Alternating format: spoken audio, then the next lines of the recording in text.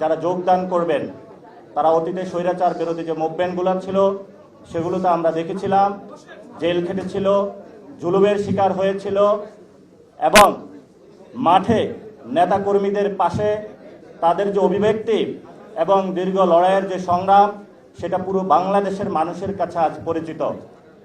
নতুন বাংলাদেশ গঠনে জুলাইয়ের যে ব্যাটল গ্রাউন্ড আছে, জাতীয় নাগরিক পার্টিতে ওনারা ঐক্যবদ্ধ হয়েছেন।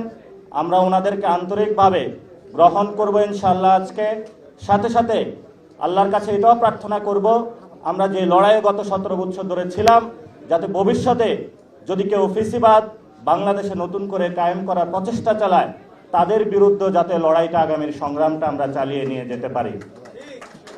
সম্মানিত উপস্থিতি, আমাদের বর্তমান পরিস্থিতি 3টি লড়াই চলছে। যে লড়াইয়ের মধ্যে অন্যতম একটি লড়াই হলো গণতান্ত্রিক লড়াই। আপনারা দেখেছেন যে ক্যাম্পাসগুলোকে অস্থিতিশীল করার প্রচেষ্টা চালানো হচ্ছে। আমরা বলবো, একটি গণতান্ত্রিক ক্যাম্পাসের জন্য আমরা আজীবন যুদ্ধ করেছিলাম, ভবিষ্যতে আমাদের লড়াইটা থাকবে। জাতীয় নাগরিক পার্টি বাংলাদেশের সকল ক্যাম্পাসে গণতান্ত্রিক পরিবেশ নিশ্চিত করার জন্য সরকারের কাছে অনুরোধ জানাচ্ছে এবং সাথে সাথে যদি কেউ গণতান্ত্রিক প্রক্রিয়া ব্যাহত করার জন্য যদি কোনো প্রচেষ্টা চালায়, আমরা ইনশাআল্লাহ রাজপথে ঐক্যবদ্ধভাবে থাকব তাদেরকে প্রতিরোধ করার জন্য। দ্বিতীয়ত যে বিষয়টি, সরকার জ্বালানি সংকট থেকে শুরু করে অনেকগুলো বিষয় বাংলাদেশকে মানুষের সাথে লুকোচুরি খেলছে। আমরা সরকারকে অনুরোধ জানাবো, দেশের প্রয়োজনে যেই কোনো কাজে বাংলাদেশের মানুষকে আমরা সার্ভ করতে প্রস্তুত আছি, কিন্তু সরকারকে খোলাসা করে বলতে হবে কেন লোডশেডিং হচ্ছে। জ্বালানি সরকার বলছে যে জ্বালানি আছে, কিন্তু আমরা পেট্রোল পাম্পে গিয়ে জ্বালানি পাচ্ছি না। তাহলে সমস্যাটা কোথায়? যদি সরকার মনে করে যে এখানে সিন্ডিকেট আছে নিয়ন্ত্রণের বাইরে, তাহলে সরকার যদি সিন্ডিকেট নিয়ন্ত্রণ করতে না পারে, দেশবাসীকে ঐক্যবদ্ধভাবে আহ্বান জানাক, তাহলে আমরা গিয়ে সিন্ডিকেট নিয়ন্ত্রণ করব। আমরা আশা করি যে সরকার জনগণের সামনে এই বিষয়গুলো খোলাসা করবে, যাতে জনগণ দেশের এই ক্রান্তিকাল মুহূর্তে, এটা শুধু বাংলাদেশ না, বৈশ্বিক ব্যবস্থা একটি পরিস্থিতির মধ্যে দিয়ে যাচ্ছে যে ইমার্জেন্সি ক্রাইসিসগুলো, জ্বালানি সংকট রয়েছে, ইনশাআল্লাহ আমরা আশা করি ঐক্যবদ্ধভাবে মোকাবেলা করতে পারবো।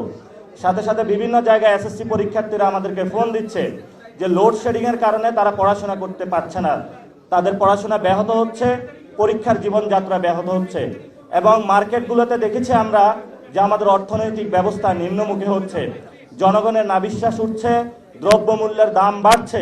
সেই জায়গায় আমরা এটাও চুপিসারে শুনতে পাচ্ছি সরকার মুদ্রাস্ফীতি নিয়ন্ত্রণ করা তো দূরের কথা, সেখানে শুনলাম আমরা নাকি বাংলাদেশ ব্যাংক থেকে হলো গোপনে গোপনে সরকার নোট ছাপাচ্ছে।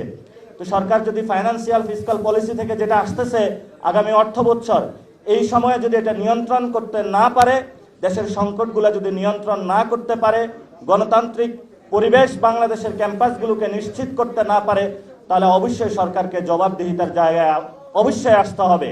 এই জন্য মাননীয় প্রধানমন্ত্রীকে আমরা বলবো, আপনার মুখ খোলা শুরু করুন। আমরা আপনার কাছে জবাবদিহিতা চাই। আপনি যে কাজটি করেছেন, অ্যাকশনের আমরা রেজাল্ট দেখতে চাই।